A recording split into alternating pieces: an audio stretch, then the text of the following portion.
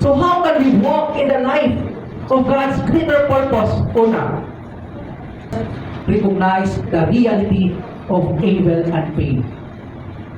What does it mean, mga son? It means that acknowledging that evil and suffering truly exist in this world. Atong i-acknowledge nga naagay kadautan, naay kasakitan, nga naga-exist ang kalibutan na dili ta magpakaroon ingon. Maybe tungod sa kakugihan nato, amen. Tungod sa tungod sa kadasin nato sa pagpangalagad kanha sa Ginoo, ang kaaway nagaplano na nimo. Pasakitan ka, nagaplano na siya nga naay taupod gagamiton nga para i-betray ka. But God will allow that to testify kung unsa kadako imong pagsalig ka na kaniya. So Joseph's life was marked by betrayal. Kaduha siya gitraidor. Sa dihang ato na siya sa prisuhan, naa siya nakauban nga duha ka butler, chief butler. Sa dihang nga nag-interpret siya sa damgo, mo tayo nag-interpret nga makagawas siya. Ang butler makagawas sa prisuhan ug molingkod pagbalik sa karik. Lingon din si Joseph. Sige, ako i-interpret imong damgo. Sa dihang nga makagawas ka, tabangin ko nga makagawas ko, ayaw ko kalimtay. Di ba? Ningon din ang butler, oh, tabangan di ka makagawas ka. Saad, di saad. Milabay ang 5 katuig, si Joseph wak kagawas, wak balik ka. Gi kalimtan. Kasakitan na sa? And that's true.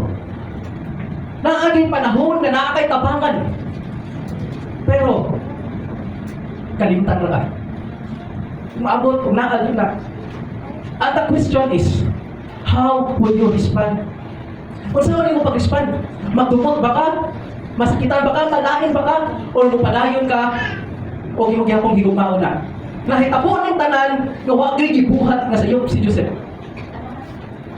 Evil is real. And people will sometimes act with the wrong motives. Dili tanang tao nga atong mahalubilo nitong nagmotibo nga sa ato. And sometimes, there are people will use us para makaangat sila. Naagi na. Evil is real.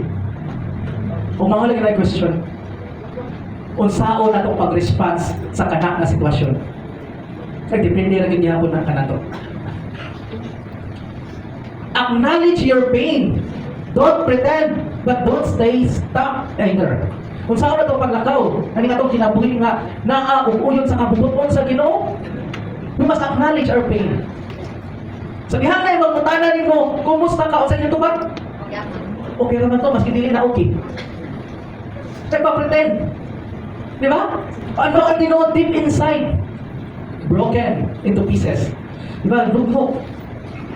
But God said, but acknowledge your pain. Okay ra na. Okay ra ng masakitan. And okay ra yun ang muhila.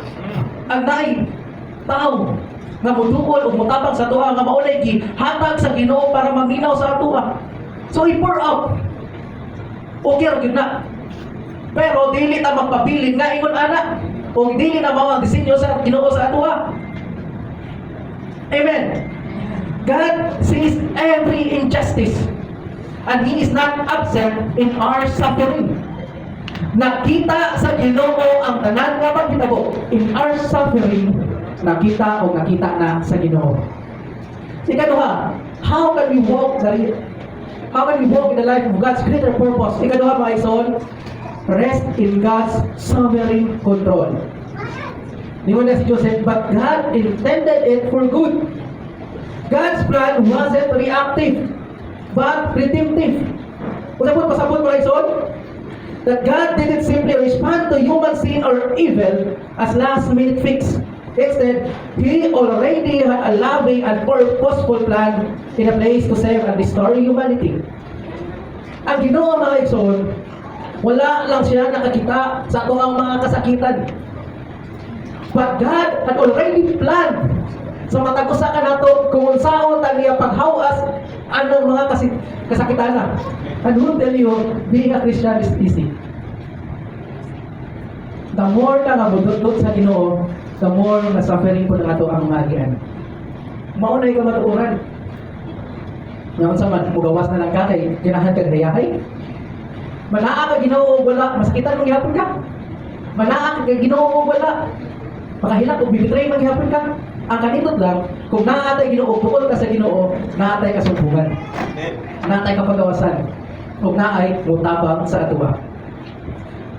God is not the author of evil, but He is always in control. Ang Ginoo, dili gyud siya mao ang nagabuhat ng mga kadahutan.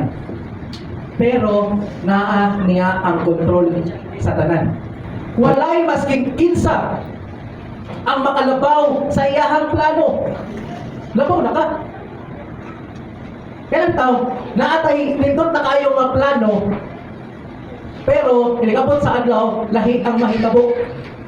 Huwag pasabot mga igsoon, ang plano sa Ginoo mas labaw pa kaysa imuhang plano. Amen. Kaya usahay mo as human as we are, kanang tao, naana tayo plano, pero atong iapin ang Ginoo sa tuang plano. Dili na mao ang disenyo. Kung dili, ang atuang plano, kitay mo apin sa plano sa Ginoo. Kung mao na disenyo sa Ginoo. Nakusog kita mo yung Lord, let your will be done. Pero matinumano na gihapon ta. Always trust God's plan. What others use to harm, God uses to heal. Kung unsa may grabe tao, pagabuhaton sa uban, nga pasakitan ka, mao gid na buhaton. But God uses to heal. Ayuhon o kayuhon ka sa Ginoo. Dili gid na musugot ang Ginoo nga magpabilin ka ang imong anak. Dili gid na musugot ang Ginoo nga magpabilin ka nga pulo sa kapaitan o kasakitan. In Romans chapter 8 verse 28, nagaingon siya, all things work together for good. Kung ano yung sumpay, to those who trust God. Ang tanan works together for good. Sa katong mga tao nga nisalig o mituong anha kaniya. Trust that even when you don't understand it, God is working behind the scene. Kung saan itong buhaton i-apply mga igsoon, ano siya nila? Trust that even when you don't understand it, salig sa Ginoo, maskin man o ba nakakasabot.